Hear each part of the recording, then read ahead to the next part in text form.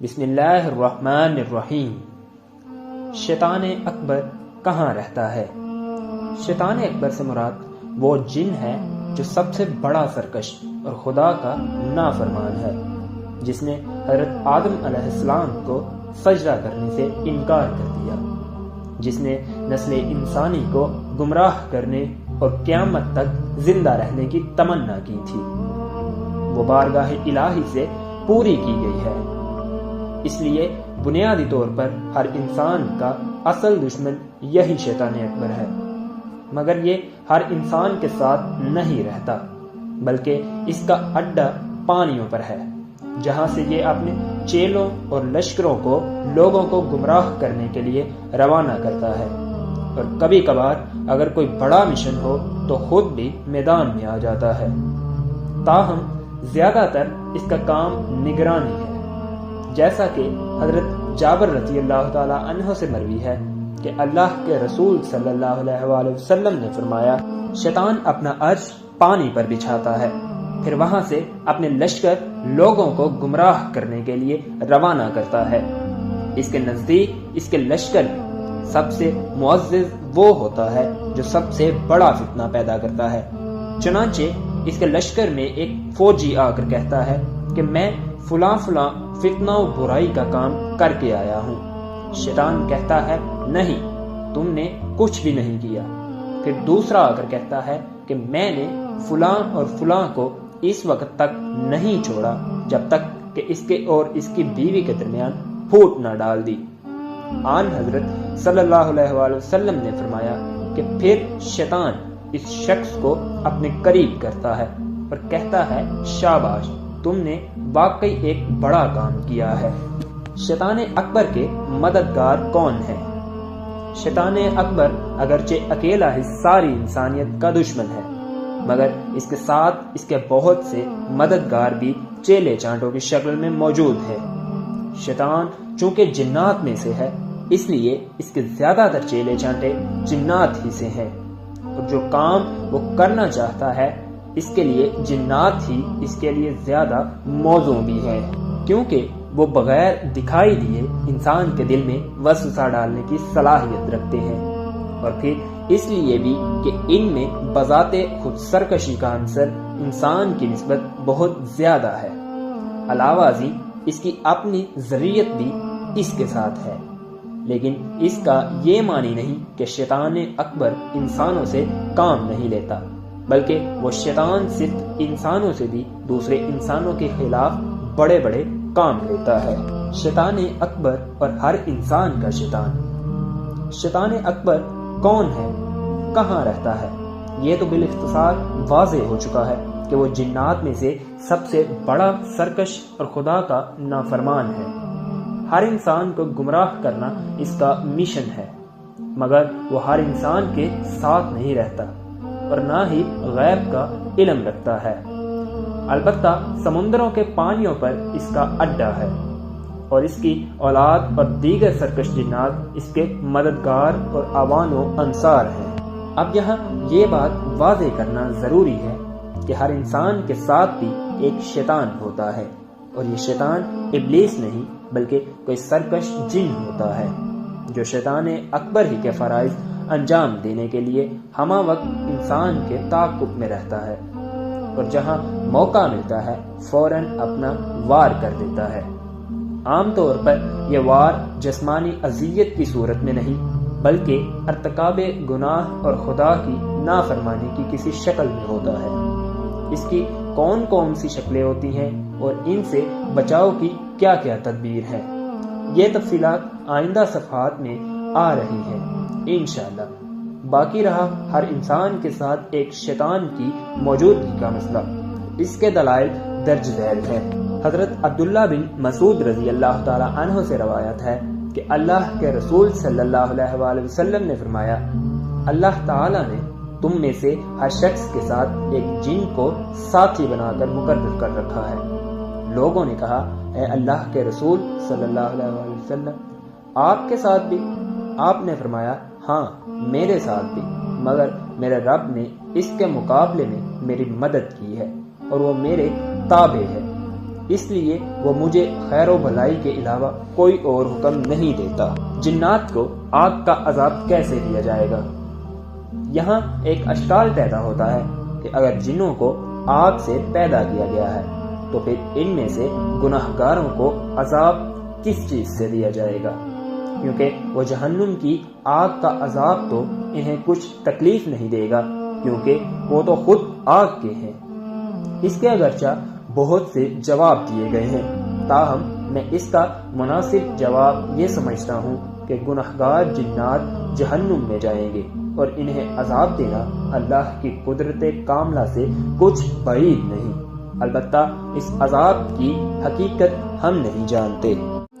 شیطان کا مقصد پیدائش۔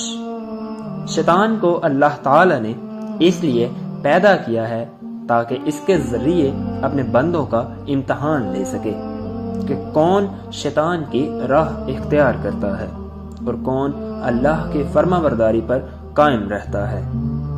اللہ تعالی نے نہ تو انسان کو زبردستی ہدایت کی راہ پر گامزن کیا ہے اور نہ ہی شیطان کو یہ اختیار دیا ہے کہ وہ جبراً انسان کو گمراہی کی طرف کھینچ کر لے جائے۔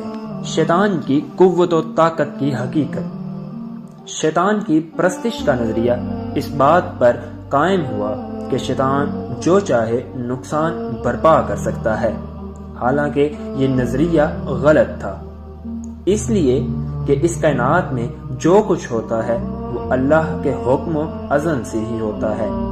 اس کی اجازت و رضامندی کے بغیر نہ ہوا میں تندی آ سکتی ہے اور نہ پانی میں طغیانی۔ باقی رہا شیطان کی قوت و طاقت کا سوال، تو اسے اللہ تعالی نے جس مقصد کے لیے پیدا کیا ہے، اسے پورا کرنے کے لیے اسے مطلوبہ حد تک پورے ہتھیار بھی عطا کر دیے ہیں، تاکہ وہ یہ نہ کہہ سکے کہ میرے پاس تو اسلحہ نہیں، میں کیسے انسانوں کا مقابلہ کروں گا۔ شیطان کا یہ اسلحہ درج ذیل چیزوں پر مشتمل ہے۔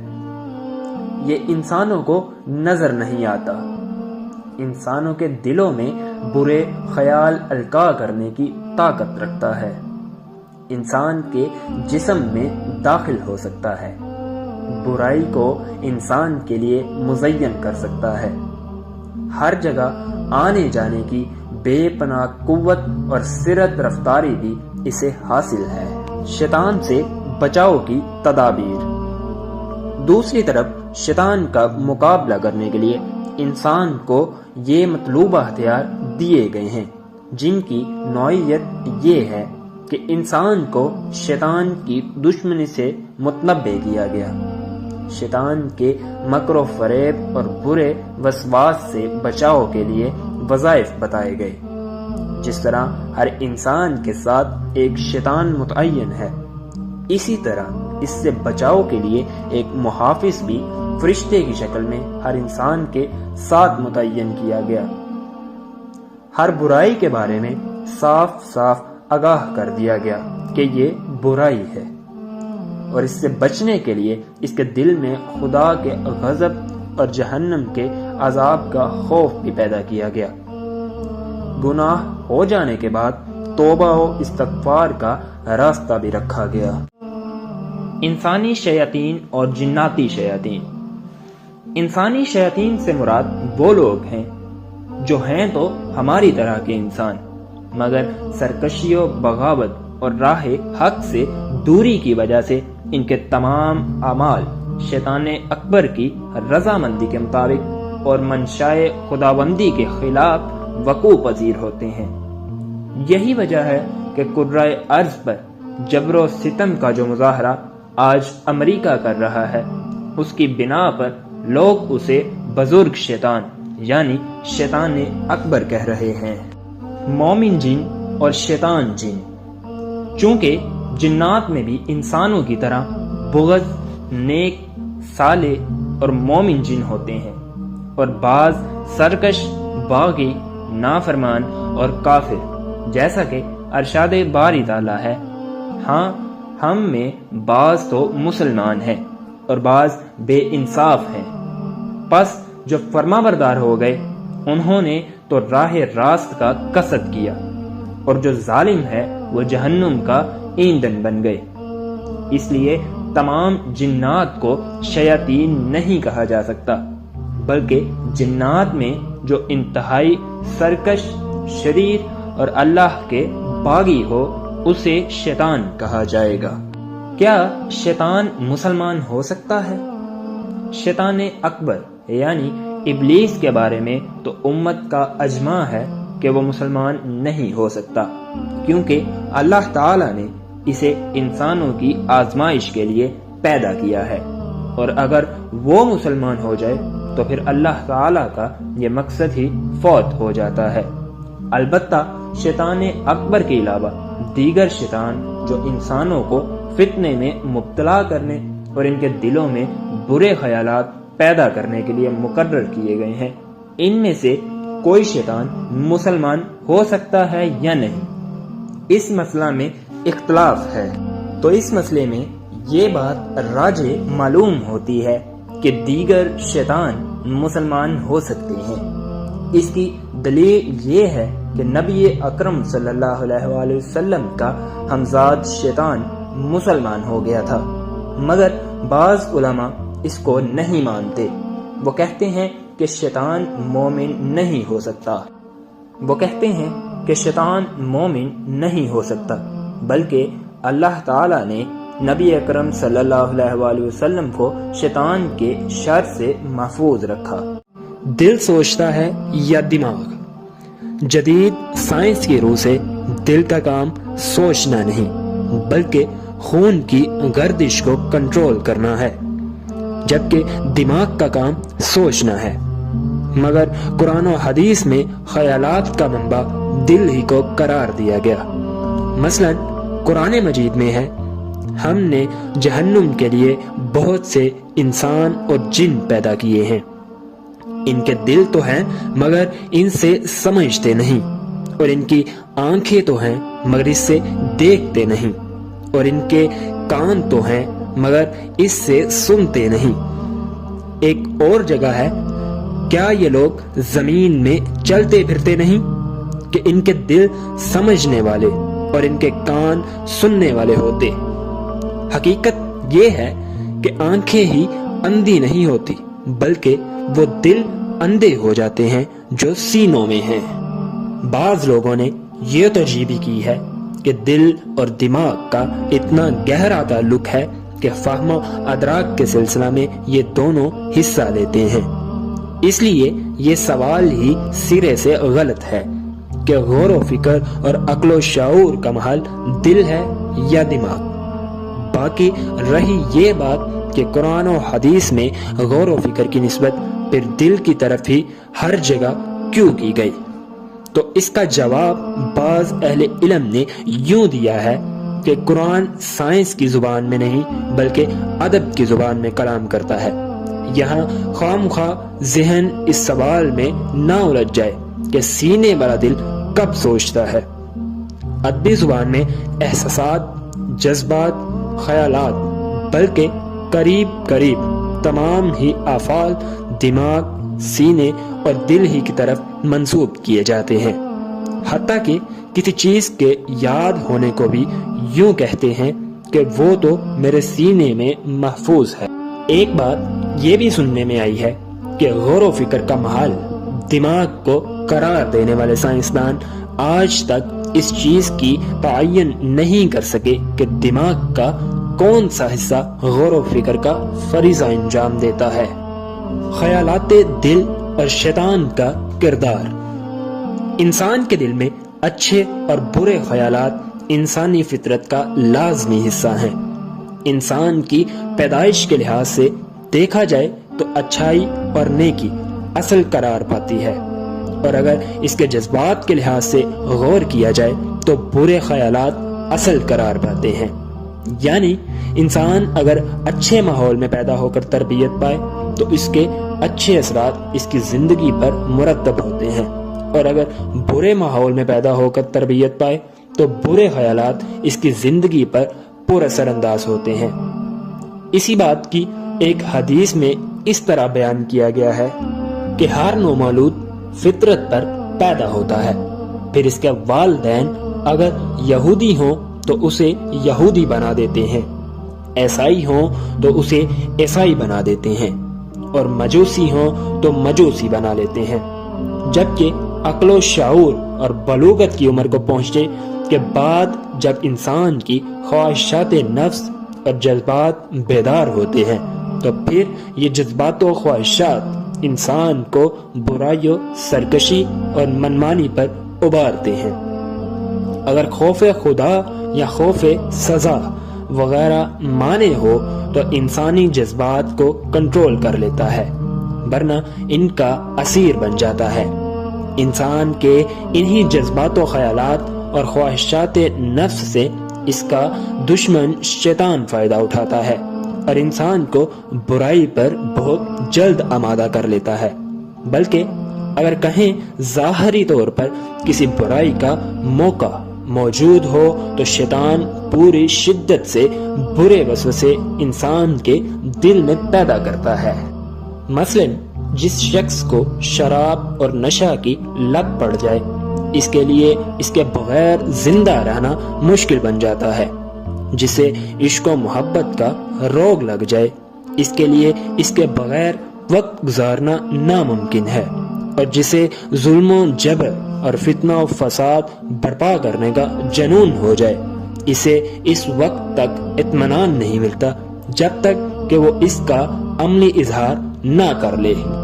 یہ اگرچہ انسان کی کمزوریاں ہیں اور انہیں پیدا بھی اسی لیے کیا گیا ہے کہ شیطان کو گمراہی پھیلانے اور اپنا مشن پورا کرنے کا پورا موقع ملے، مگر اس کے باوجود شیطان انسان پر زبردستی نہیں کر سکتا۔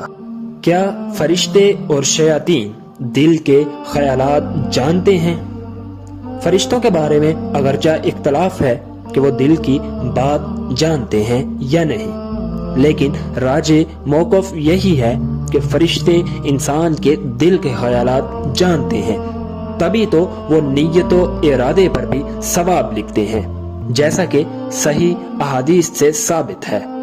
اسی طرح یہ سوال کہ شیطان بھی انسان کے خیالات سے آگاہ ہو سکتا ہے یا نہیں، تو اس کے بارے میں یہی معلوم ہوتا ہے کہ شیاطین کو ان خیالات سے آگاہی حاصل کرنے کی قوت نہیں دی گئی۔ جنات و شیاطین اور ان کا دین و ایمان۔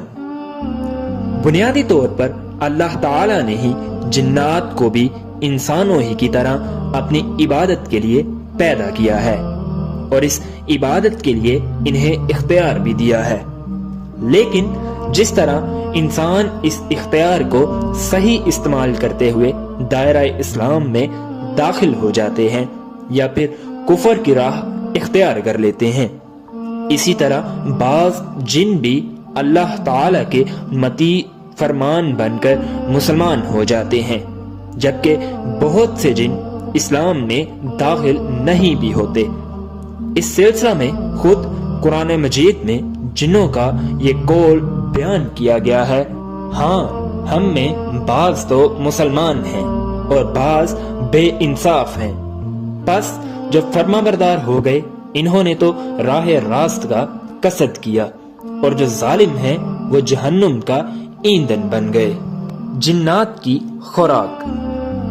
صحیح احادیث سے یہ بات ثابت ہے کہ جن بھی انسانوں کی طرح کھانے پینے والی مخلوق ہیں، نیز یہ بھی معلوم ہوتا ہے کہ جنات اپنی خوراک دو طرح سے حاصل کرتے ہیں۔ ایک تو وہ خوراک جو انسان کھاتے ہیں، اور یہ جنات بھی چوری چھپے ان کے ساتھ شامل ہو کر اسے کھا لیتے ہیں، جیسا کہ درج ذیل احادیث سے ثابت ہے۔ حضرت عبداللہ بن عمر رضی اللہ تعالی عنہ سے مروی ہے کہ اللہ کے رسول صلی اللہ علیہ وآلہ وسلم نے فرمایا کہ جب تم کھانا کھانے لگو تو دائیں ہاتھ سے کھاؤ، اور جب پانی پینے لگو تو دائیں ہاتھ سے پیو، کیونکہ شیطان بائیں ہاتھ سے کھاتا اور بائیں ہاتھ سے پیتا ہے۔ حضرت حذیفہ رضی اللہ تعالی عنہ سے مروی ہے کہ جب ہم اللہ کے رسول صلی اللہ علیہ وآلہ وسلم کے ساتھ کسی کھانے میں حاضر ہوتے تو اس وقت تک کھانے کے لیے اپنا ہاتھ آگے نہ بڑھاتے جب تک کہ آپ صلی اللہ علیہ وآلہ وسلم شروع نہ فرما لیتے۔ ایک مرتبہ ہم آپ کے ساتھ کھانے کے لیے حاضر تھے کہ ایک لڑکی آئی، گویا اسے کوئی دھکیل کر لایا ہے۔ وہ اپنا ہاتھ کھانے کے لیے بڑھانا چاہتی تھی کہ اللہ کے رسول صلی اللہ علیہ وآلہ وسلم نے اس کا ہاتھ پکڑ لیا۔ پھر ایک دیہاتی آیا، گویا کوئی اسے بھی دھکیل کر لایا ہو۔ آپ صلی اللہ علیہ وآلہ وسلم نے اس کا بھی ہاتھ پکڑ لیا اور فرمایا کہ شیطان اس کھانے کو اپنے لیے حلال سمجھتا ہے جس پر اللہ تعالیٰ کا نام نہ لیا گیا ہو، اور اس لیے شیطان اس لڑکی کو دھکیل کر لایا تاکہ اس کے ساتھ وہ کھانا حلال کر سکے، مگر میں نے اس کا ہاتھ پکڑ لیا تھا۔ پھر شیطان اس کو دھکیل کر لایا تاکہ اس کے ذریعے کھانا اپنے لیے حلال کر سکے، مگر میں نے اس کا بھی ہاتھ پکڑ لیا۔ قسم اس ذات کی جس کے ہاتھ میں میری جان ہے، بلا شبہ شیطان کا ہاتھ ان دونوں کے ہاتھوں سمیت میرے ہاتھ میں ہے۔ اس کے علاوہ بھی جنات کی باقاعدہ الگ خوراک کا تذکرہ احادیث میں ملتا ہے۔ مثلا حضرت عبداللہ بن عمر رضی اللہ تعالی عنہ سے مروی ہے کہ اللہ کے رسول صلی اللہ علیہ وآلہ وسلم نے ارشاد فرمایا کہ جنوں نے مجھ سے اپنی خوراک کے بارے میں سوال کیا تو میں نے کہا کہ ہر وہ ہڈی جس پر اللہ کا نام لیا جائے وہ تمہاری خوراک ہے، اور اللہ کا نام لینے کی برکت سے وہ تمہارے ہاتھوں میں گوشت سے بھرپور ہو جائے گی، اور مینگنیاں تمہارے جانوروں کا چارہ ہیں۔ پھر اللہ کے رسول صلی اللہ علیہ وآلہ وسلم نے صحابہ رضی اللہ تعالی عنہ سے فرمایا کہ ان دونوں چیزوں سے استنجا نہ کرو، کیونکہ یہ ہمارے بھائیوں یعنی مسلمان جنوں کی خوراک ہے۔ جنات کی رہائش۔ جنات عموماً ویران مقامات، کھنڈرات، جنگلوں اور صحراؤں میں رہائش کرتے ہیں، جبکہ ان میں سے مسلمان جنات خاص طور پر بیت اللہ کا قرب و جوار، مکہ و مدینہ جیسے معزز و افضل شہروں اور مسجدوں وغیرہ جیسی پاک جگہوں کو اپنی رہائش کے لیے منتخب کرتے ہیں، اور ان کے برعکس شریر اور غیر مسلم جن گندی جگہوں مثلا بیت الخلاء، کوڑا کرکٹ، ڈیر اور کفر و شرک کے اڈے وغیرہ جیسی مانوی یا حصی طور پر نجاست سے لبریز جگہوں کو اپنی رہائش کے لیے پسند کرتے ہیں۔ اسی لیے آن حضرت صلی اللہ علیہ وآلہ وسلم نے ارشاد فرمایا کہ جب تم بیت الخلاء میں داخل ہونے لگو تو یہ دعا پڑھ لیا کرو: یا اللہ، میں جنوں اور جننیوں سے بچاؤ کے لیے تیری پناہ میں آتا ہوں۔ ایک روایت میں واضح طور پر یہ بات موجود ہے کہ ان گندی جگہوں پر شیطان رہتے ہیں، لہذا جب کوئی بیت الخلاء میں جائے تو یہ دعا پڑھ لیا کرے۔ شیطان کی چند تاریخی وارداتیں۔ قصہ حضرت آدم علیہ السلام اور ابلیس کا۔ گزشتہ صفحات میں یہ بات واضح ہو چکی ہے کہ شیطان انسان کا ازلی دشمن ہے اور وہ ہر ممکنہ طریقے سے انسان کو گمراہ کرنا چاہتا ہے۔ اب آئندہ صفحات میں ہم شیطان کے چند تاریخی حملوں کا تذکرہ کریں گے۔